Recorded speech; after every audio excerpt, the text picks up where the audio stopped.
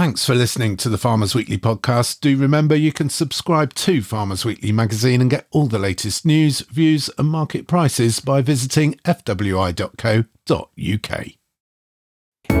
The Farmers Weekly podcast.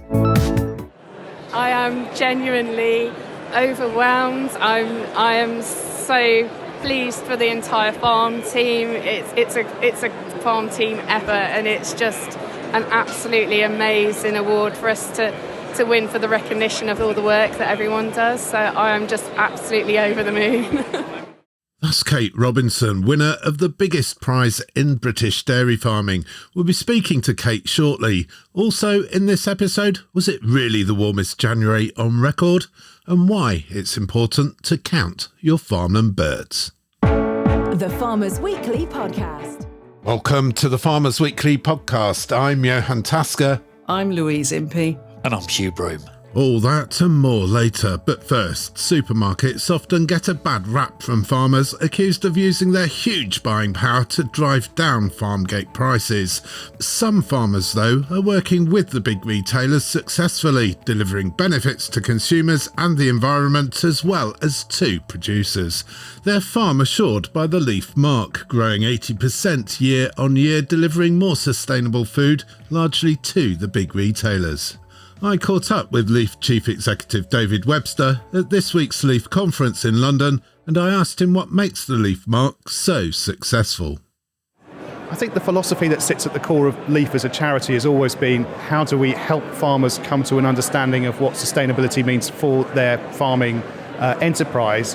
And I think the Leaf Mark is growing because we're trying to drive our assurance standards in such a way that also helps bring the farming businesses towards environmental sustainability in a way that works for them. That's the aim which we're putting behind it. And of course, the fact that we are working with the retailers is having an impact upon the number of farms that are coming to Leaf, and I'm sure some of them will find the process of going through it tougher than others. But most of the farm businesses that we're talking to who've embraced the Leaf Mark standard seem to actually be getting quite a lot from it, because it's helping them think about what does sustainability mean, how do I drive efficiency from my farm in the right way that works for me and works for my business. We've heard today that farmers that have a smaller carbon footprint are often more profitable. To do that, you're not afraid to work with retailers when a lot of farmers are cautious about getting involved with supermarkets, for example? No, I mean, I don't see that actually. We work closely with most of the UK retailers, particularly with their technical and their agricultural teams, and consistently I just see people within those organisations that are quite genuinely committed to working with their farm suppliers to find solutions. But there is an urgent need to drive systemic change, and I think this is the challenge, that the retail organisations are coming under a lot of pressure to be able to report data and demonstrate good governance practices themselves as corporate entities, and that is driving a requirement for them to have a degree of oversight and to some extent control over how their farm supply chains are operating, and particularly in terms of facing into issues such as climate change and nature recovery. I think your point at the outset is really well made, though, actually. What we're finding is, as farm businesses go through that frame of thinking and engage with sustainability, typically what they're finding is also ways in which they can make their operations much, much more efficient and drive profitability. So even if their yields may come down on some areas, actually their overall profitability from the more optimised use of inputs is going up.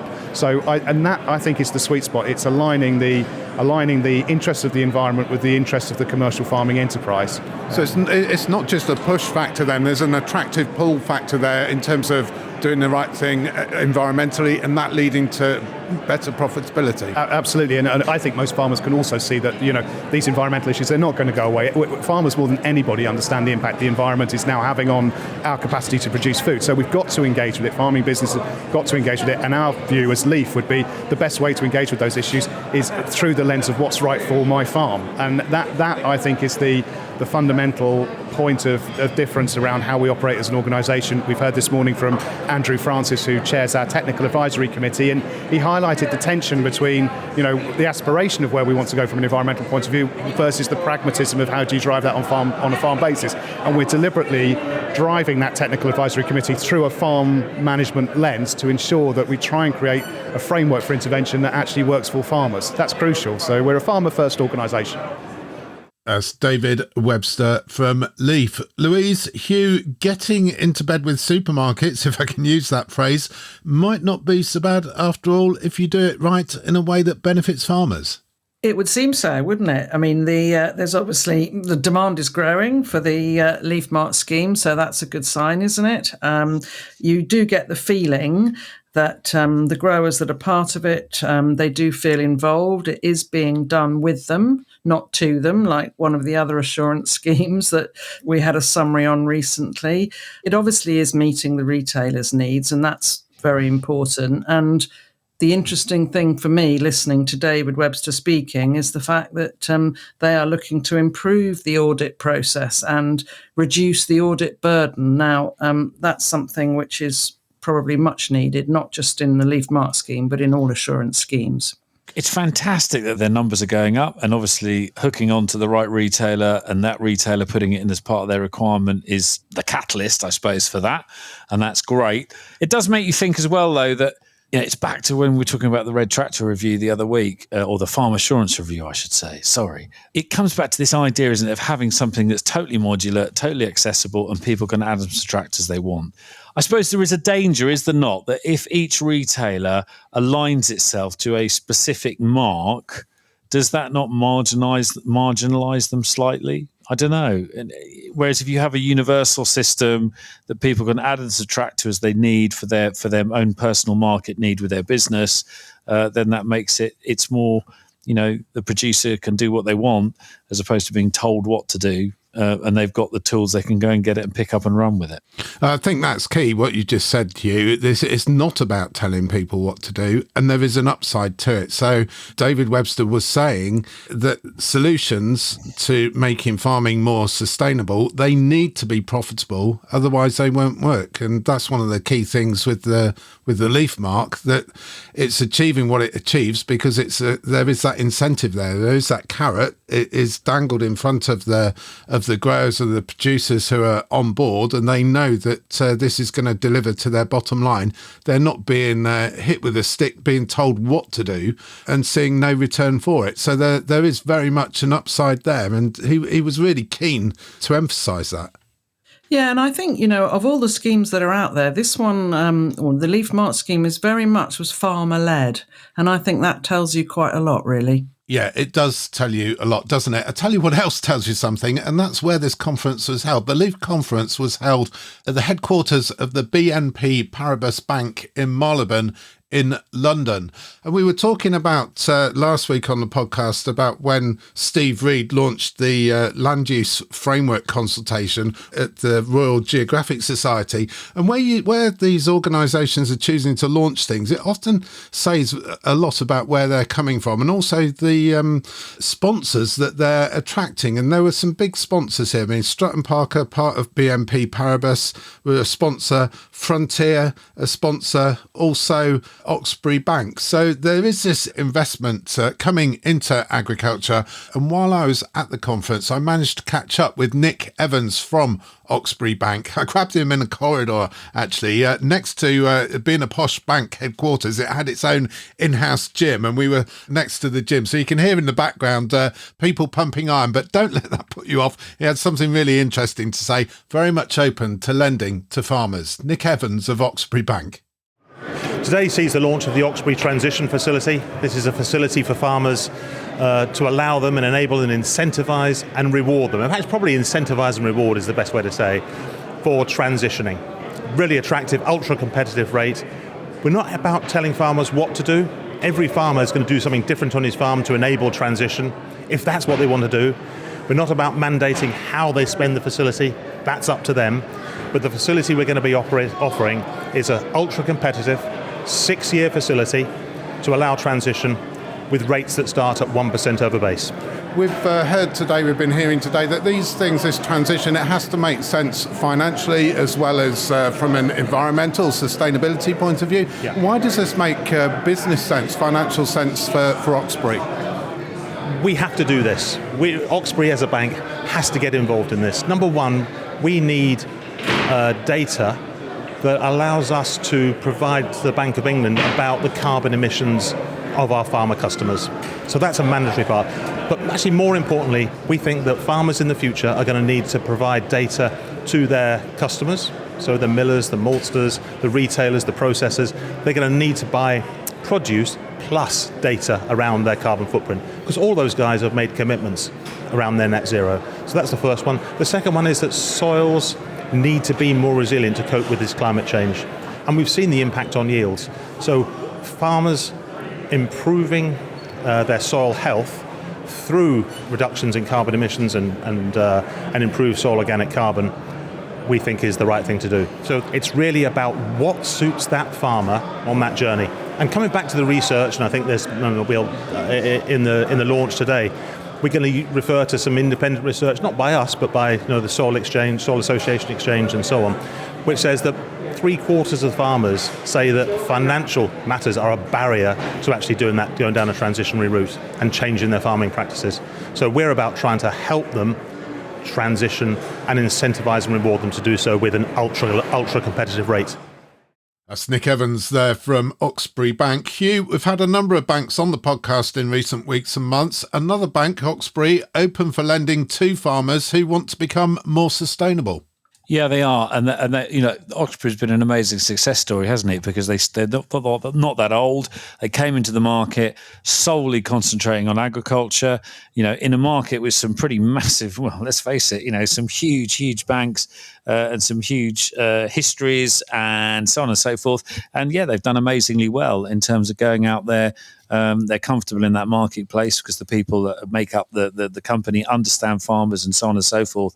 But yeah, they're keen to invest. I think most people, there's some good investment opportunities there, certainly for all of these banking partners, if they're prepared to they quantify the risk and everything else that goes with it. So it's good that they're being active with it. You mentioned earlier, Johann, before the audio about the Steve Reed launching the land use framework. I should just say I haven't filled it in fully, but everyone listening, please go online and look at the land use framework. It's a pretty comprehensive set of questions that does need answering, and some of it's a bit controversial. We'll talk about that, I'm sure, at a later date, but please get in there and look at it. I had to say that before I forgot, because it's very important that everyone responds. And Louise, we've had, Oxbury on the podcast, we've had Lloyds Bank, we've had HSBC. Last week, of course, we had Brian Richardson from Virgin Money.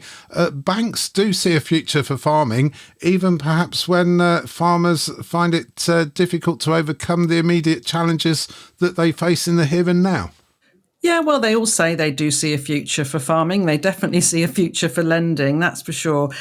We're actually hearing quite a lot from the banks, aren't we? I can't remember a time before where they've been so willing to talk and have things to say and want to engage with us all. I suppose what I would notice most is that they're all using the same language. So this is all about resilient farms, sustainable farms, not forcing farmers to do things that they don't want to do, but instead working with them and financing their way through this transition period. So that message is coming across loud and clear as far as I'm concerned.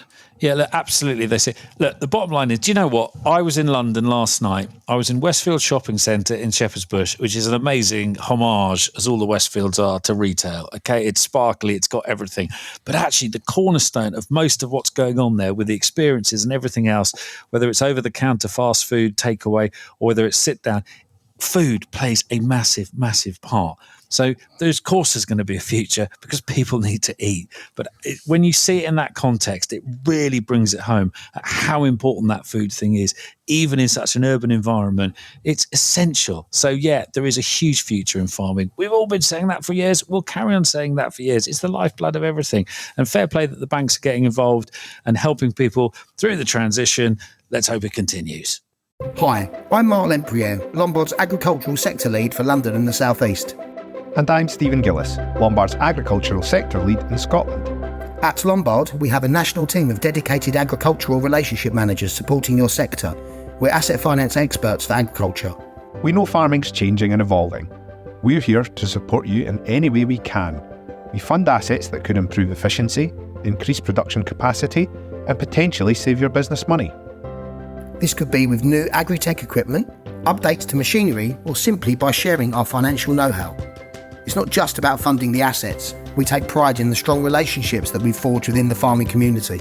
It's a privilege to work with farmers, to understand your daily challenges and to look for ways to help you grow. Let's chat to see how we can help your business thrive. Search Lombard Agriculture today. Security may be required, product fees may apply, finance is only available for business purposes. The Farmers Weekly Podcast. Now, this week saw the DairyTech event take place at Stoneleigh Park in Warwickshire, one of the highlights of the dairy calendar. Milk producers, of course, looking forward to a better year ahead, spring not so very far away. We sent Charlotte Cunningham along from Farmers Weekly, and while she was there, I got her on the line and asked her what it was like. Well, Johann, it's actually surprisingly really positive. I think I was a bit concerned, with everything that's gone on with inheritance tax lately, that the mood would be a bit downbeat and kind of the appetite to invest in some of the brilliant technology that's on display here today wouldn't be here. But actually, in true farming style, everybody seems to have flipped that on its head. And much of the conversation now is, okay, this is the hand of cards that we've been dealt with, but what can we do to future-proof our business and make it as absolutely as efficient as possible? And a lot of that is going to come through the investment of some of the technology that we've seen here today. The dairy sector, of course, Charlotte, has seen a tough few years, as have all of us in farming. But it really is one of those sectors that seems to have turned the corner. Things look a little bit more upbeat. Yeah, no, I agree. And look, dairy farmers are a resilient bunch. They're used to riding the lows and highs that come with an ever-fluctuating milk price. But yeah, as I say, I think there is definitely an appetite to invest. There's an appetite to look at the new research. The seminar programs have been absolutely bursting out with people queued around the outside, listening to, what some of the universities, research platforms are doing. And there's definitely a very keen interest here to do more and take dairy farming to the next level. Come on, Charlotte, give us a few highlights. Well, there's a lot of cheese on display, Johann, and we can never go wrong with that, of seeing what all this good milk gets put to. But we spotted quite a cool invention today by a dairy farmer who has adapted a telehandler bucket to make a cow rescue system. So it's got ratchet straps and everything on the front. Very cool. Sound looks great. It's got flashing lights, very whizzy, and a nice statue of a cow modelling how the system works. But essentially it's been designed to improve handling of cows for downer cows. So we can use the rescue bucket. Two people can very, very carefully load her into the bucket if she's fallen, and we can get her up and moving again, which is good for human health and safety, but also cow welfare, that we're not hurting her more or damaging her more. So that's designed by a dairy farmer for dairy farmers, which is always really, really good to see come through.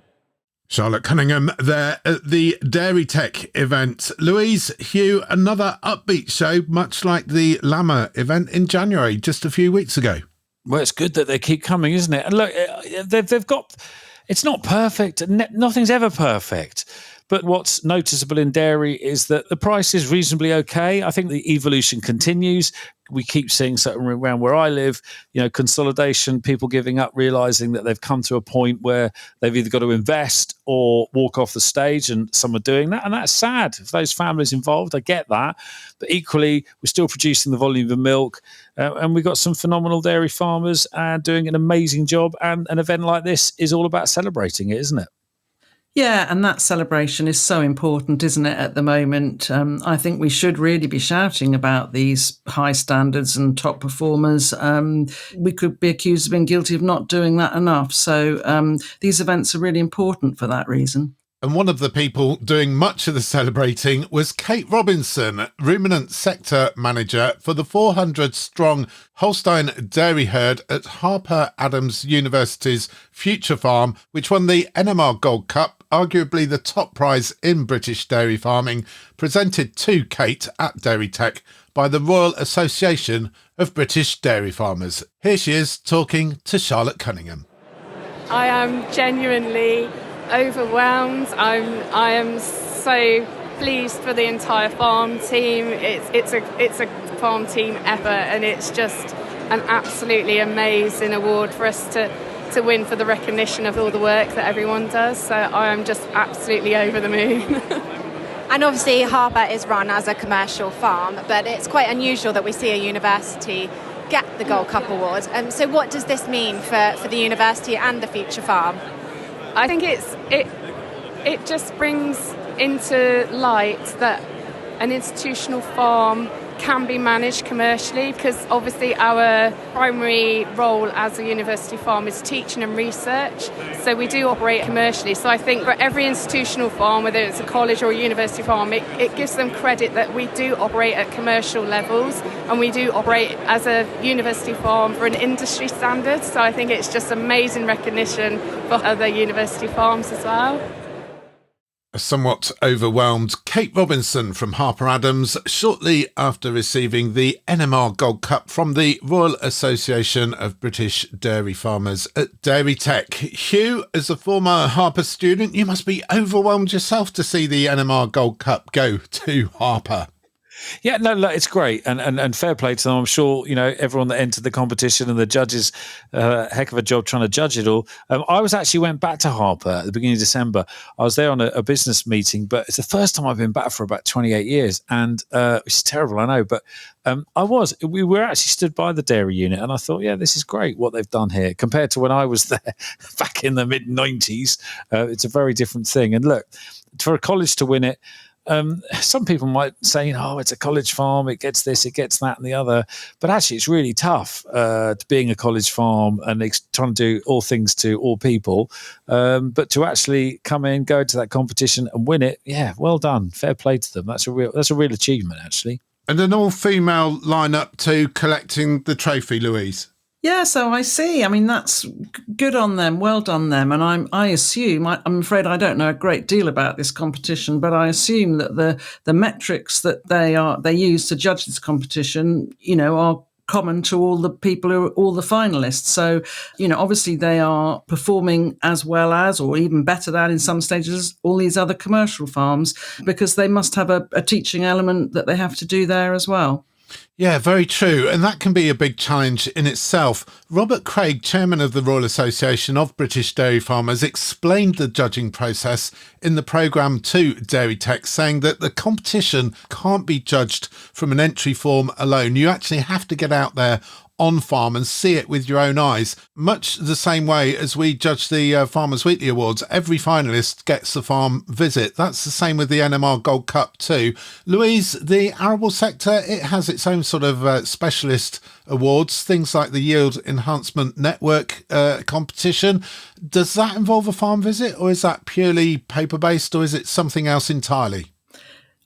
Well, they don't involve going to the farm, but they do involve the farmers submitting samples and measurements throughout the year. So, and it's quite a rigorous process in how they have to do these measurements and how they are judged. But it's not really a competition in the same way, Yen, because it has a very strong sort of knowledge exchange and learning element in it as well. So it's all about how to improve the performance of your crop. So it might not necessarily just be about getting the highest yield.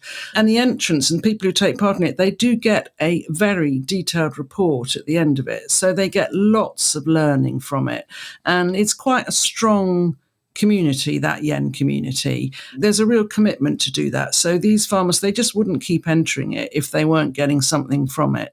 Yeah, as the old saying goes, I guess it's not so much about the winning, although of course for some people it is very much about the winning. It's more about the taking part. Hugh, it's also about opening the farm gates, opening the farm accounts, letting other people come into the business and scrutinising it, saying what they would do differently, looking at what's good, what perhaps could be improved upon. You've got to be very brave to do that. You're opening yourself up to criticism from your peers, constructive criticism at least, but you still got to be brave.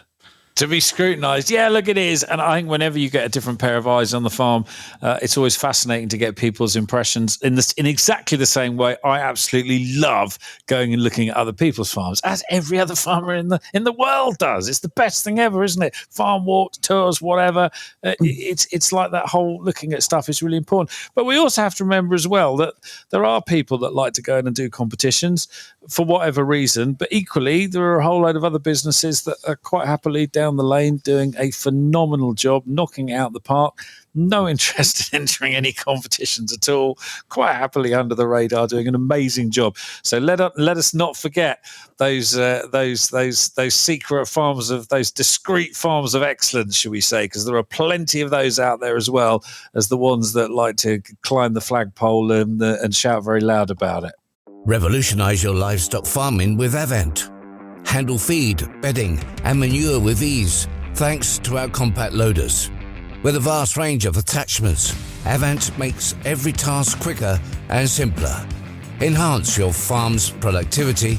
Search for Avent now.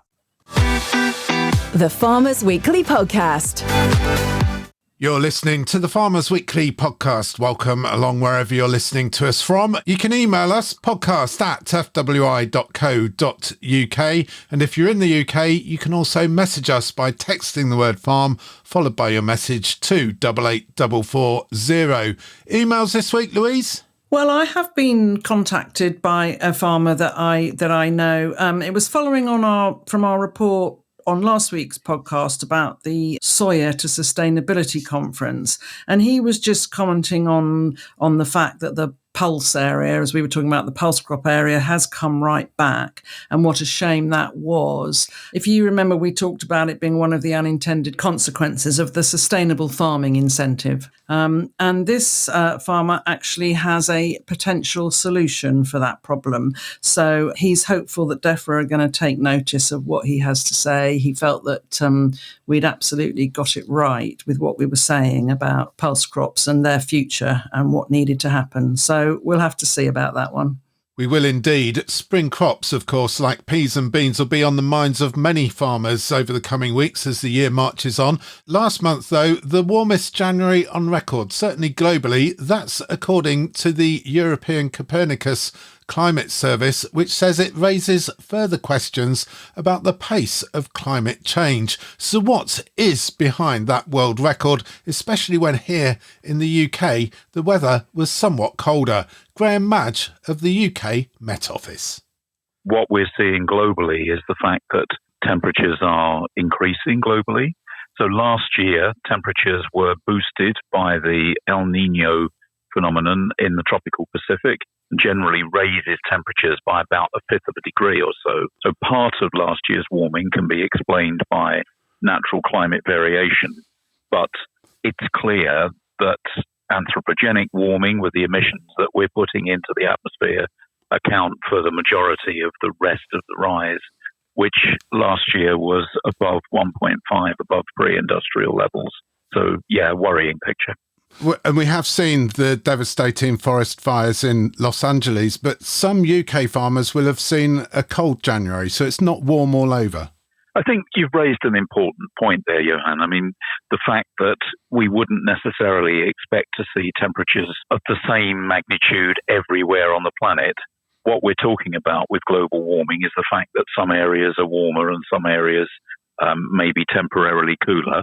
And that's certainly the case in January in the UK. We had a relatively cold month. It was about a degree below what we would expect in the UK. But the important thing is it doesn't matter so much where these air masses move around, but overall the planet is warming, and generally we are seeing warmer conditions in the UK, and we know that our climate has warmed by a degree or more since the 1960s, and indeed the last couple of years have really been the warmest on record in the UK.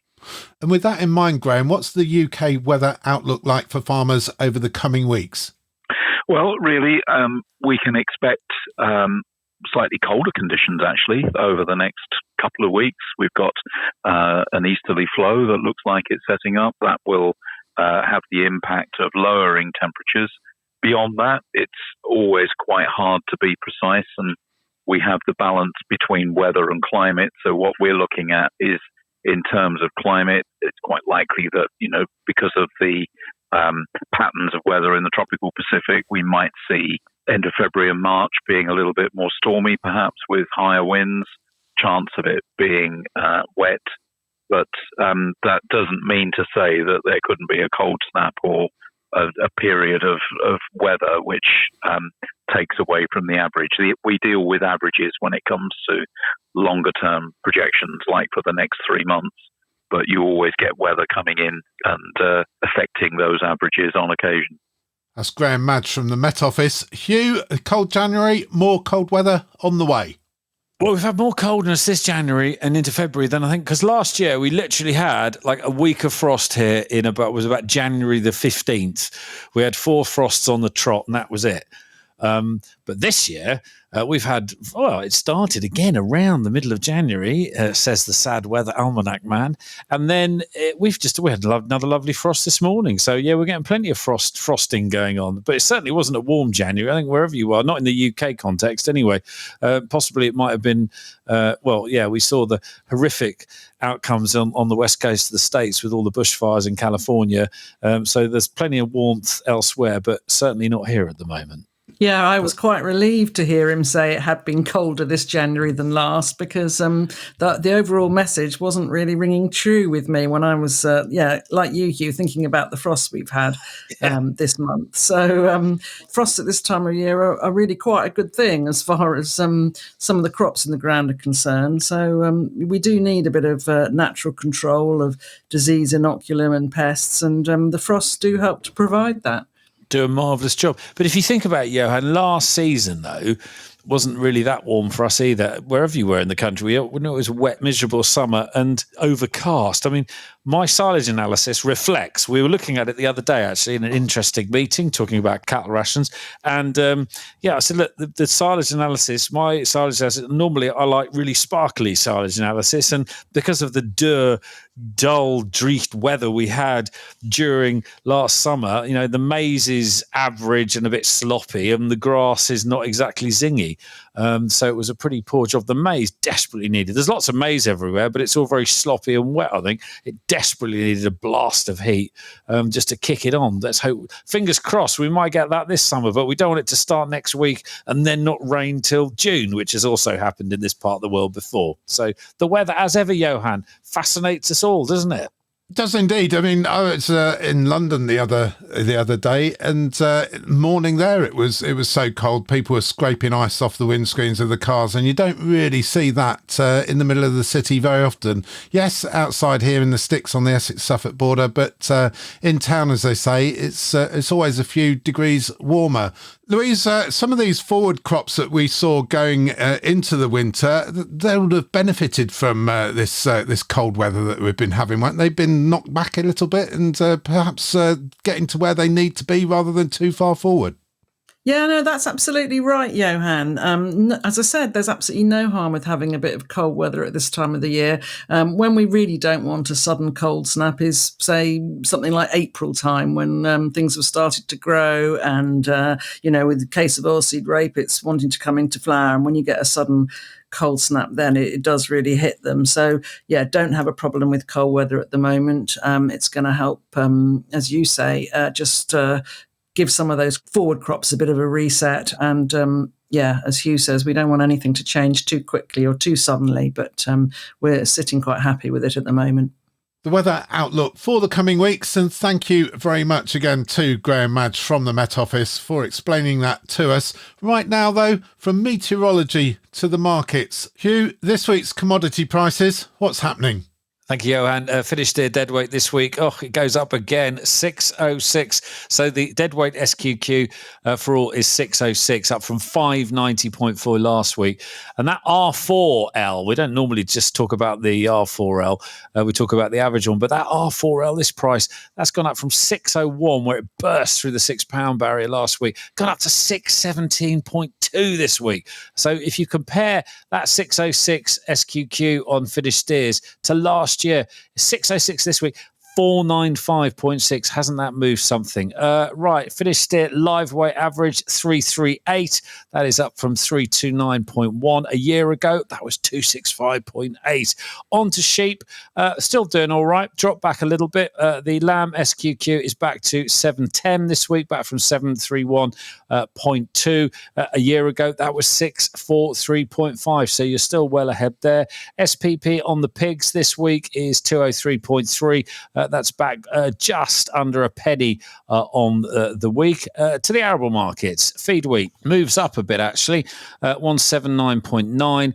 176.30 last week. Everyone's feeling a bit poor in the arable world, but if you compare that to a year ago, I suppose on feed wheat it is, because a year ago feed wheat was down 161.60. Different story in the world of milling wheat, though, as some of you will be throwing rocks at the radio and saying 205.7 this week's the spot on milling, which last year, of course, that was worth 231 quid. Feed barley this week goes up 2 quid, 157.50. Oilseed rate moves up 10 or so, 421 dead, up from 413. Stand on for field peas, they're still 211.70. Field beans also 212.10. And if you are filling up the tractor with diesel this week, the ring round on a Wednesday means that an average price of litre of red diesel is 71.9. That is back exactly a penny on the week. So you win on the diesel and you win massively on the cattle. And even the arable guys are winning ever so slightly on a bit of feed wheat. The Farmers Weekly Podcast. And finally, this month it's the Big Farmland Bird Count, the annual event that encourages farmers and land managers to record the bird species and numbers on their farms. The count aims to raise awareness of the important role played by farmers in helping farmland birds and to measure the impact of conservation work that many farms and estates carry out. Here's Roger Draycott from the Game and Wildlife Conservation Trust, the organisation encouraging people to count birds. A lot of farms have got some really good habitat in place now, and that is benefiting farmland birds. So we wanted to highlight a lot of the positive work that was going on and to encourage more farmers to do the same. And I think that's working. And I guess it's increasingly important that we do that as an industry, that farming does show that agri-environment schemes are delivering, or at least some will be delivering more than others. And it's good to get that sort of information and data to show which ones are working best and where.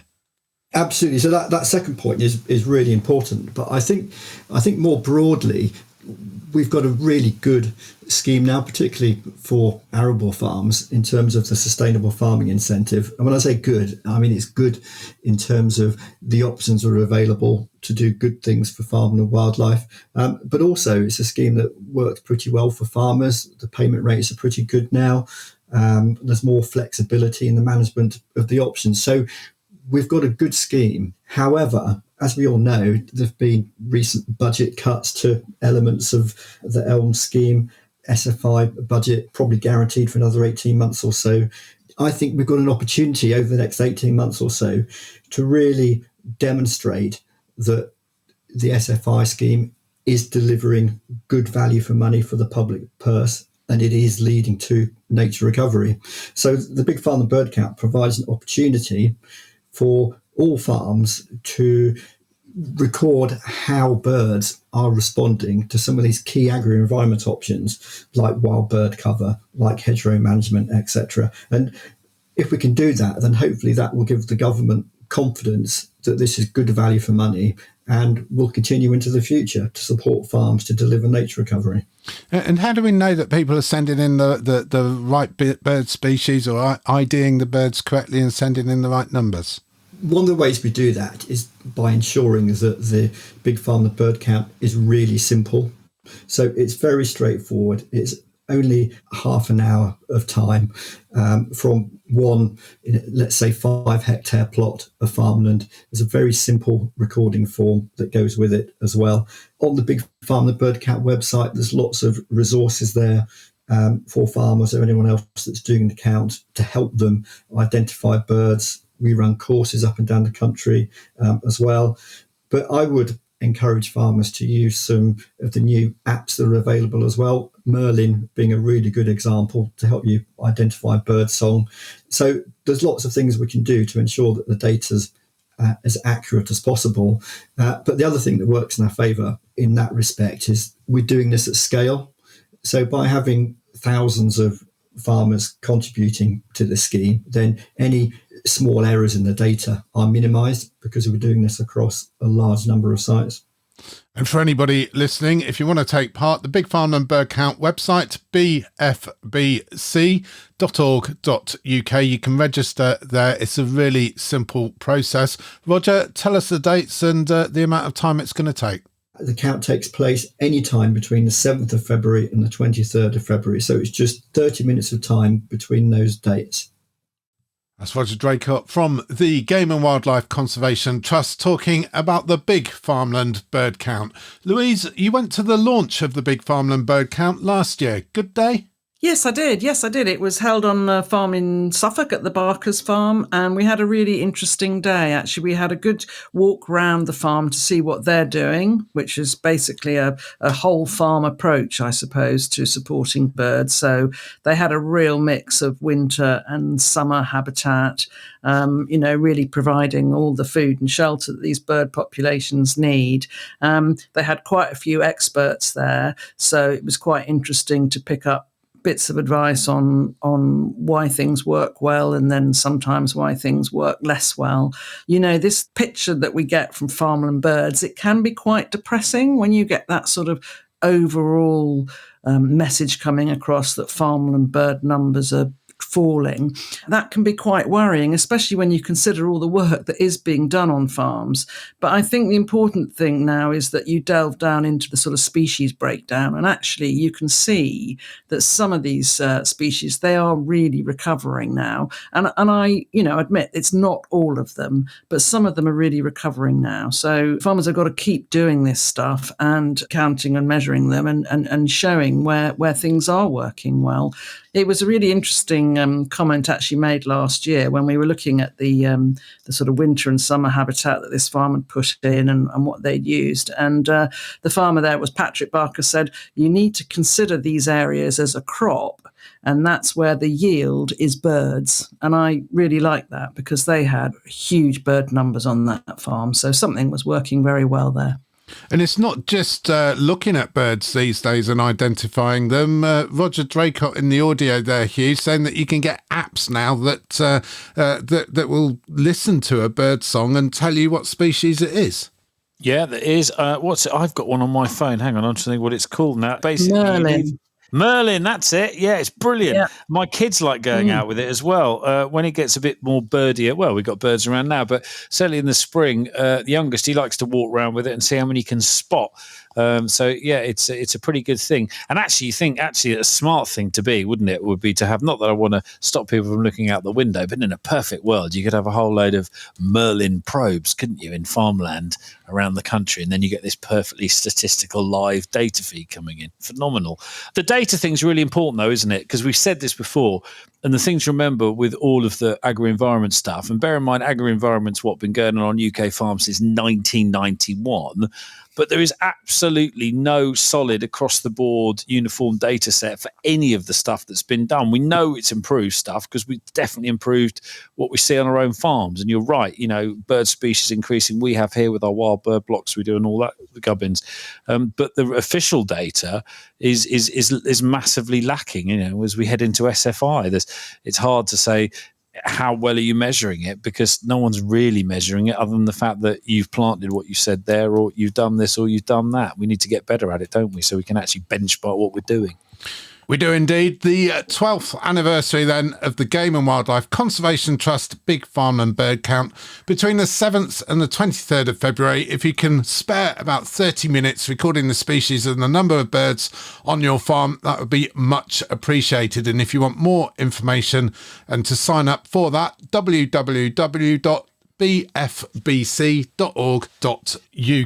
Do give it a go. Do get your binoculars out. And if you're techie minded, do get your bird apps out too. Out in the field, enjoy and have a good time. And that is about it for this week's episode of the Farmers Weekly podcast. Do subscribe to us wherever you get your podcasts. And if you really like what you hear, please do leave us a 5-star review. Next week, we're hoping to bring you a full report from NFU Scotland's annual conference, courtesy of Phil Case. Hugh, what else are we doing? And also, big mention, and I'm sure we'll have some coverage on it, the big march that's going on in London, the big tractor thing on Monday. Lots of people going along. Indeed, the guy down the road from you's going along, Louise. Yeah, he is. They've got 20 tractors from various locations converging on the farm, and then they're off down into London. So they are very much going to be part of that protest. The latest inheritance tax protest then in Whitehall, 10th of January. Louise, what else are you doing next week?